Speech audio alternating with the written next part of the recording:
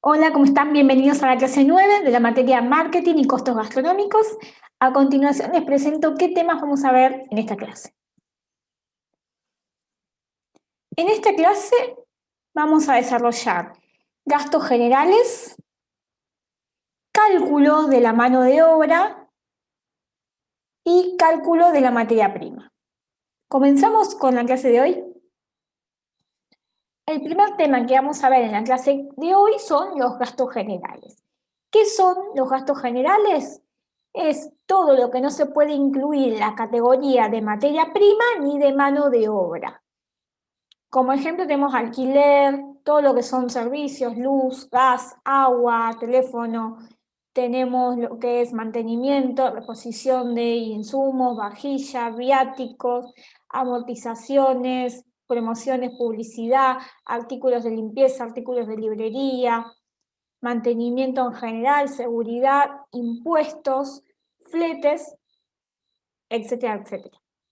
Nosotros lo que vamos a hacer más hincapié en la clase de hoy en cuanto a gastos generales es lo que son los impuestos, porque es algo muy complicado y que generalmente uno tiene que contratar a un contador para que le lleve al día todos los impuestos que tiene que pagar. ¿Qué son los impuestos? Los impuestos son cargas obligatorias, es decir, tributos que las personas y empresas, en este caso contribuyentes, deben pagar al Estado, es decir, tributar, para financiar su funcionamiento. Argentina es uno de los países a nivel mundial con mayor presión tributaria.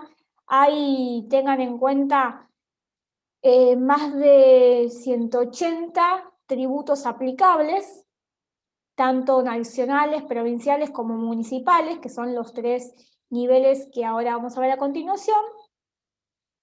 Los impuestos se pueden categorizar en tres niveles o categorías. Los impuestos nacionales.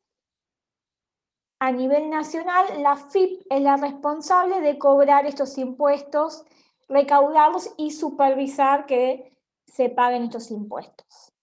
La FIP, bueno, es la Administración Federal de Ingresos Públicos y los principales impuestos nacionales es, por ejemplo, impuesto a las ganancias y el IVA. Luego tenemos los impuestos provinciales. A nivel provincial, los impuestos son recaudados y administrados por los organismos fiscales de las provincias. Los principales impuestos provinciales son los ingresos brutos, impuestos al sello, impuestos a la transferencia de inmuebles. Y por último, tenemos los impuestos jurisdiccionales, que son a nivel municipal. Son los que la municipalidad recauda ingresos mediante tasas, contribuciones especiales.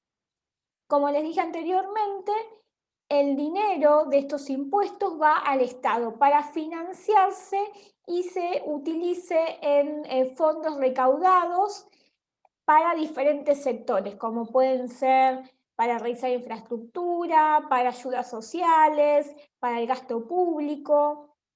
Y si bien, como también les mencioné anteriormente, Argentina es uno de los países a nivel mundial con mayor presión tributaria, los servicios recibidos hacia la población por estos impuestos recaudados no son para nada del primer mundo. O sea que el porcentaje de impuestos que se paga no es acorde a los servicios recibidos a la población. Por supuesto, también tenemos que hablar que muchas personas evaden parte de estos impuestos y los que salen perjudicados son los que siempre respetan las normas, las reglas, pagan todos sus impuestos, porque al no pagar ciertas personas, al evadir estos impuestos, por supuesto que terminan no bajándose esta tasa de impuestos. ¿Y quién paga más? El buen contribuyente. Vamos a ver un poquito más sobre impuestos nacionales. Tenemos el monotributo. El monotributo es un solo pago que se hace mensual y que incluye 3 cargas impositivas: ganancia, jubilación y obra social. Si alguna persona, además de tener un monotributo, está en relación de dependencia, puede exentuarse lo que es la jubilación y la obra social, porque ya lo está pagando en la parte que tiene de relación de dependencia. ¿Quiénes son los que pueden estar en esta categoría de monotributo? Son todas aquellas personas que no excedan ciertas categorías que se publican periódicamente en la FIP. En la FIP hay una escala donde hay diferentes categorías de monotributo, A, B, C, que tienen que ver con la facturación que se realice. En realidad no es mensualmente en este caso, porque se hace un promedio de la facturación semestral. Un promedio de lo que uno factura semestralmente. Es decir, si yo un mes no facturé nada, pero otro mes facturé 50.000 pesos, el promedio sería 25.000 de ese semestre, supónganse, ¿sí? Igual, por supuesto que son los 6 meses que se promedian. Tenemos el impuesto a las ganancias. El impuesto a las ganancias es a través de determinado salario bruto, no es en bolsillo que se toma. No sé en qué nivel ahora está, porque esto va aumentando actualmente, pero cuando las personas ya ganan más de cierto monto mensual, estamos hablando de, en este caso, del bruto, este impuesto a la ganancia es del orden de un 35%, pero también varía según las normativas de cada gobierno. Acá tenemos un ejemplo de impuestos a las ganancias. Si la facturación, yo facturo 100.000 pesos, los costos totales son 80.000, mi ganancia entonces es de 20.000, ¿sí? 100.000 menos 80.000, 20.000, que es mi ganancia. Impuestos a las ganancias al 35% sería 7.000 que yo tengo que pagar de ese impuesto. Vamos a verlo con más detalle para que lo entiendan bien, paso a paso, haciendo una regla de 3 simple. Ejemplo de impuestos a las ganancias, entonces. Tenemos una ganancia de 20.000, como dijimos anteriormente. Entonces, si 100% es 20.000, el 35%, que es el impuesto a las ganancias, va a ser X. ¿Cuánto sería eso? Y bueno, 35 por 20.000 dividido 100, ¿sí? Mi regla de 3 simple. Eso me da los 7.000 pesos que les mencioné anteriormente. Para entender cómo impactan estos impuestos en los que son las ganancias, vamos de nuevo, ¿sí? Facturación 100.000, costos totales 80.000, ganancia habíamos dicho que era 20.000, impuesto a las ganancias del 5%, 7.000, pero ya al tener que pagar este impuesto, ya mis ganancias no son 20.000 como dije anteriormente. Mi ganancia real es 20.000, ¿sí? Menos esos 7.000, me queda de ganancia 13.000, ¿sí? O sea que tenía 20.000, pero por pagar este impuesto ya tengo 13.000 de ganancia. Vamos a otro impuesto nacional, que es el IVA. Es el impuesto al valor agregado. Vamos a ver un ejemplo de IVA. Tenemos IVA compra y IVA para la venta. Compras con IVA, supónganse que es 1.210 pesos. Con este ejemplo, 1.000 es el precio de compra y 210 es el 21% de IVA de crédito fiscal.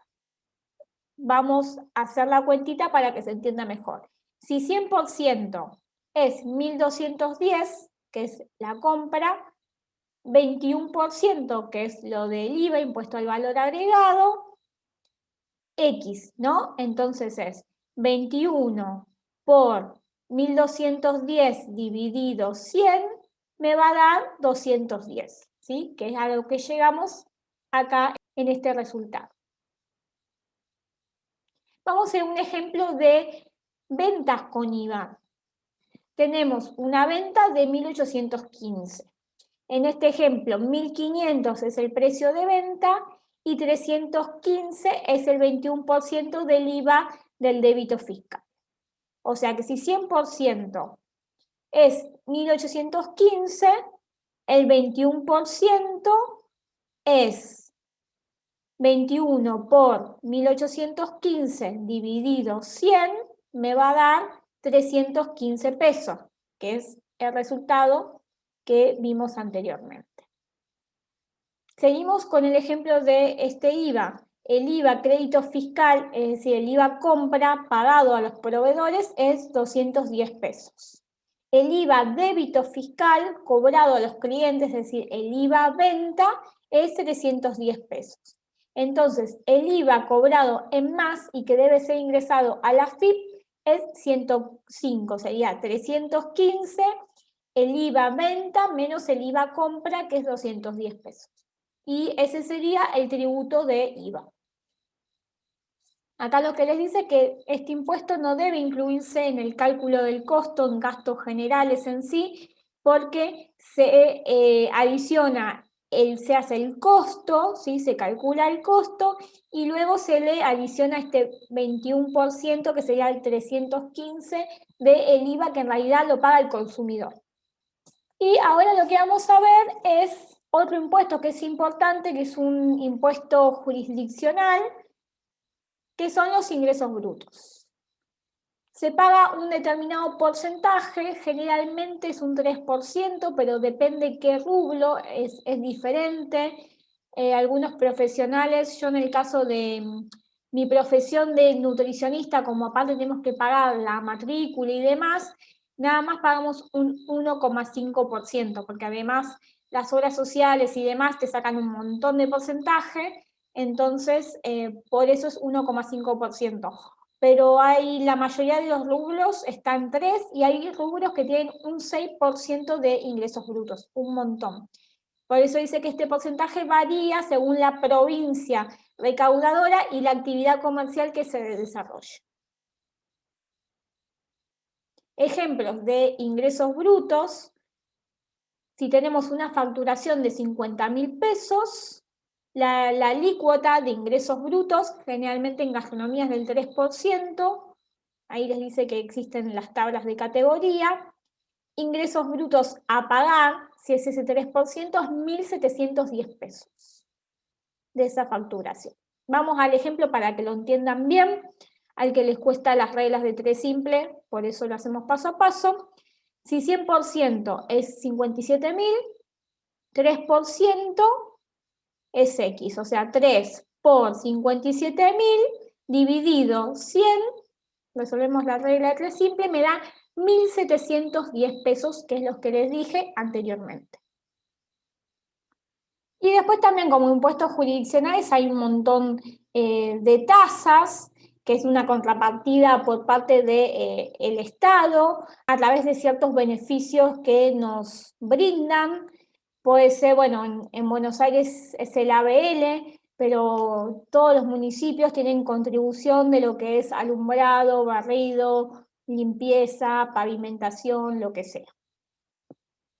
Y tenemos también contribuciones especiales o contribuciones de mejora, que son tributos donde son específicos y que tienen que ver, bueno, acá les dice, por ejemplo, con la ampliación de la red de subterráneo.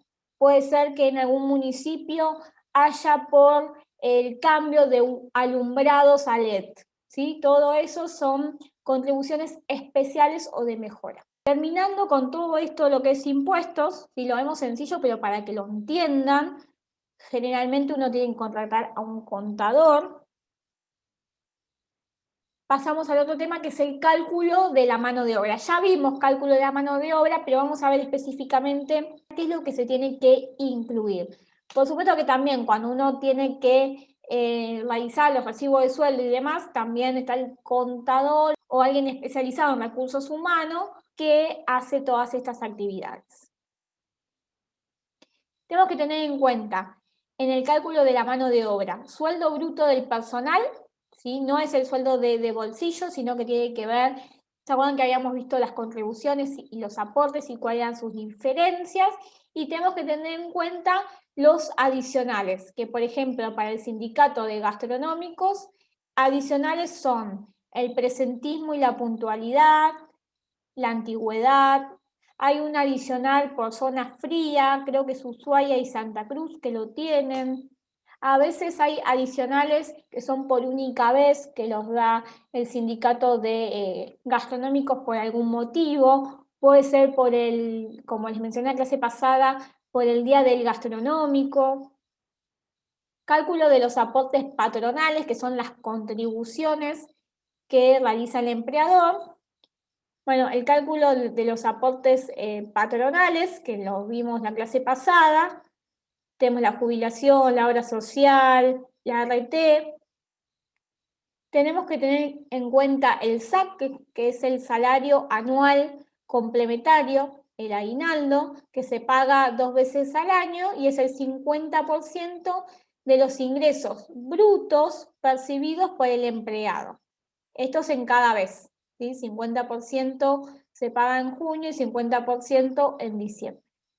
Y siempre se tiene en cuenta el mejor salario de los últimos 6 meses. Y también tenemos que tener en cuenta las cargas sociales indirectas, las licencias por enfermedad, por paternidad, las vacaciones, seguros de vida, licencias especiales, etc. Que siempre cuando nosotros calculamos la cantidad de personal o tenemos que ver la cantidad de recursos humanos que necesitamos, tanto en cantidad como en las categorías, siempre tenemos que tener en cuenta estas licencias, las vacaciones, los francos. En gastronómico, si se trabajan 48 horas semanales, como dice el convenio, son 6 francos por mes. Y por último, para tener en cuenta en el cálculo de la mano de obra, a efectos de lo que son las cargas sociales, de manera práctica se considera que aproximadamente sería un 50% de lo que es el sueldo o la remuneración neta de bolsillo que recibe un empleado. ¿Sí? Es decir, por ejemplo, si un empleado recibe 50.300 de bolsillo, se le tiene que agregar aproximadamente un 50% a los efectos de determinar el cálculo de cuánto me sale cada empleado. Este 50% es un promedio, porque en realidad ronda de un 45% y cada vez las cargas sociales son más y ahora se están calculando más o menos un 53%. Redondeamos en 50. Ejemplo, 50.300 más el 50%, ¿sí? 25.150. Entonces, por cada empleado tenemos un costo de 75.450, cuando al empleado de bolsillo va a tener 50.300 pesos. Por eso hay mucho trabajo en negro. Y en el área gastronómica la mayoría de los trabajos lamentablemente son en negro. Y ahora vamos a ir al último tema. Es en realidad el inicio del tema de cálculo de la materia prima, porque vamos a seguir con este tema la clase que viene. Lo que vamos a ver hoy específicamente de este tema es ¿qué es una receta? Una receta es una fórmula que se sigue para llevar a cabo todo lo que es la elaboración de una preparación de un producto alimenticio o de una bebida. La receta necesita siempre ser estandarizada. ¿Qué significa estandarizar? Realizar un producto teniendo en cuenta un patrón determinado para que siempre salga de la misma manera. ¿Qué se debe estandarizar en una receta? La producción, es decir, todo lo que es los ingredientes, bien específicamente qué tipo de ingredientes, si es harina 3.0, si es harina 4.0, si es manzana verde, si es manzana roja, si es leche fluida, si es leche en polvo, todo se debe estandarizar lo más posible que se pueda. Y también se debe estandarizar la forma de preparación. Y es importante ajustar todo lo que son los tiempos y las temperaturas de los hornos y de todo el equipamiento de cocción y de producción que tengamos. También se estandariza la presentación, lo que es muy útil para estandarizar la presentación es sacar fotos de cómo tiene que quedar el producto terminado y presentado en el plato.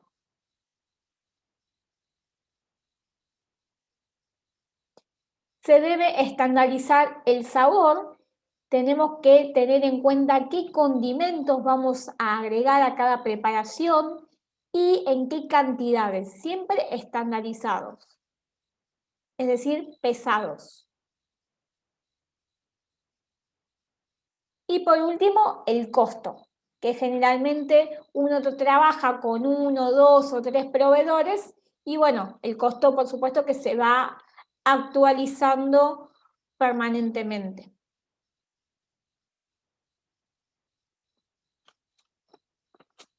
Toda esta estandarización debe garantizar que siempre el producto sea igual cada vez que se realice. Esto es muy importante porque que mi producto, una vez estandarizado, sea siempre igual, me va a determinar la buena calidad de esa preparación y en sí de la marca, si volvemos a marketing, que yo estoy brindando o que yo represento.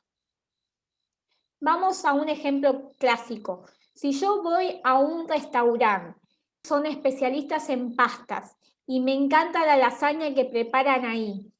El sabor, la presentación, el tamaño también es fundamental, el volumen, estandarizarlo.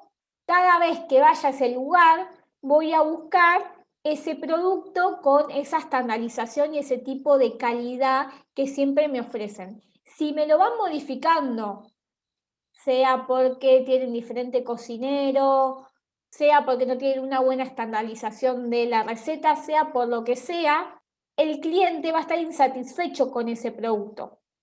Salvo que se cambie en algún momento esa estandarización para mejorar la calidad de ese producto o mejorar la presentación, pero una vez que se modifica esa estandarización, luego va a seguir siempre de la misma manera o de la misma forma esa estandarización de la receta.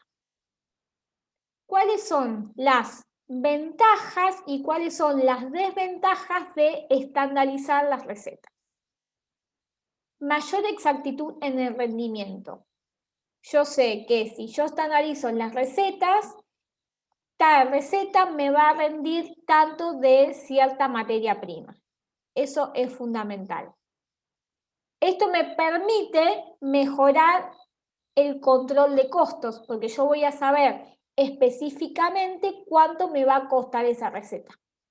Si un cocinero pone más cantidad de algo o menor cantidad de algo, ya ahí tengo un desfasaje en el costo.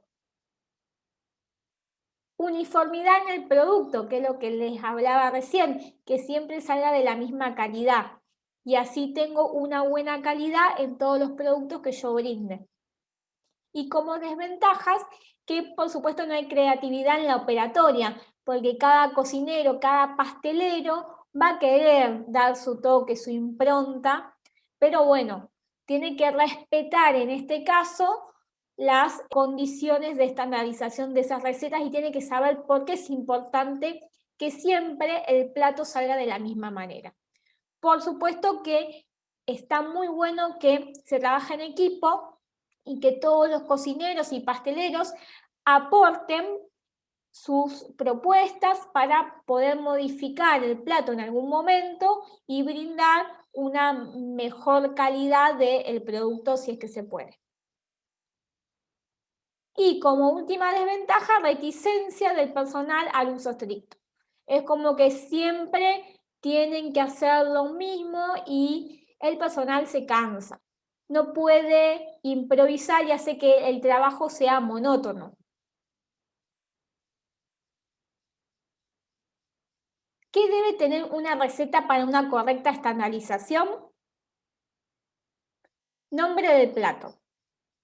El rendimiento total, ¿cuánto me rinde? Si para 4 porciones y demás. Eso viene estandarizado. Tamaño de las porciones.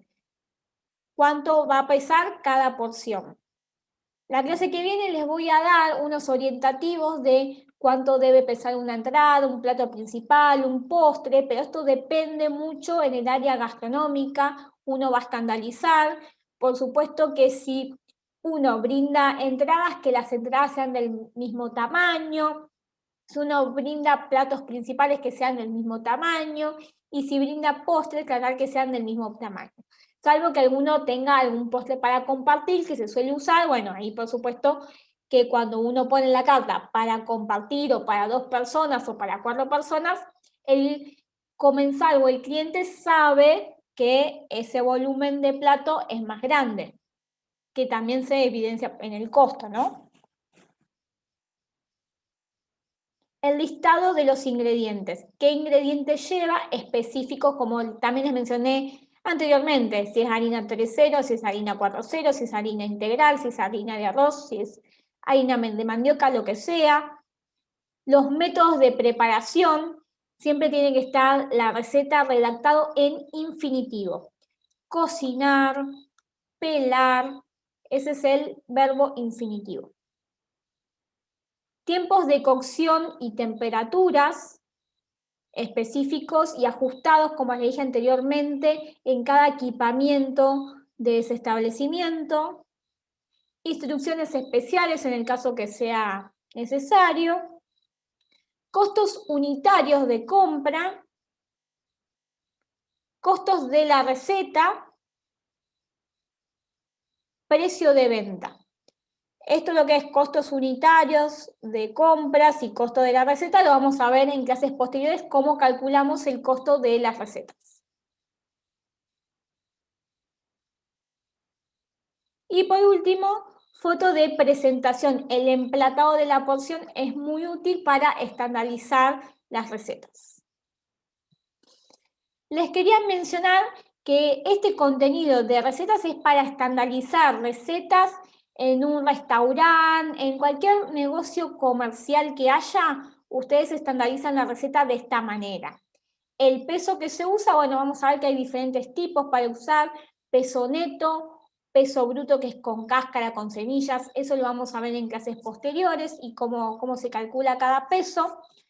Pero cuando nosotros tenemos recetas como las que tenemos en el instituto, o cuando nosotros damos una receta, les voy a mencionar más adelante cuando vemos peso neto y peso bruto, que generalmente se usa un solo peso, no se usa peso neto y peso bruto como en esta estandarización de las recetas, sino que se usa el peso directamente bruto, con cáscara, con semillas, salvo que diga un puré de calabaza, que no sé, para ñoquis se necesita puré de calabaza, y ahí sí, como es el puré, ya es en peso neto. Pero bueno, lo vamos a ver en las clases que viene este tema, de peso neto y peso bruto y cuál se utiliza, se los voy a remarcar bien. Y otra cosa que tienen que tener en cuenta es que no es lo mismo las recetas que ustedes tienen en el instituto, donde hay muchas que no tienen porciones ni tamaños, porque ustedes están aprendiendo, y es importante que después ustedes, con ver el peso más o menos, qué ingrediente y qué cantidad se usen, calculen aproximadamente el tamaño de la porción. Sí, generalmente lo tienen las recetas de pastelería y las recetas de panadería, sí, pero generalmente las recetas de gastronomía está bueno que uno como profesional se vaya dando cuenta, ni bien ve una receta, cuánto rinde o cuánto pueden ser más o menos esas porciones. Por eso la clase que viene les voy a dar el tamaño que deben tener una entrada, un plato principal, un postre, para que ustedes vayan entendiendo esas cantidades y esas porciones.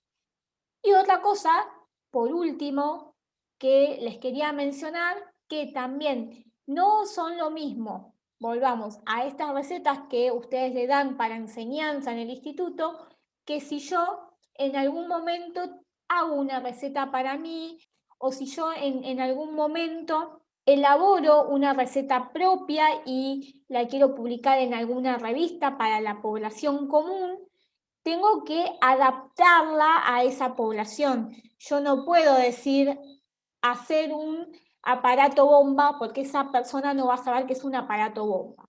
la tengo que adaptar a esa población.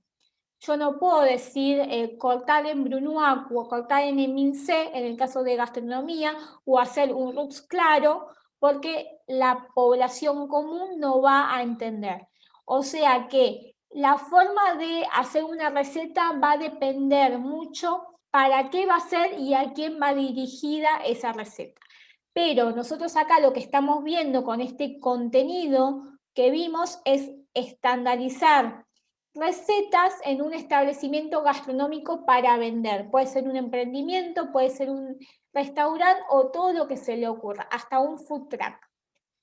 Pero es importante que en este caso se tenga en cuenta todo esto que vimos de estandarizar la receta y que sepan la importancia de la estandarización de recetas.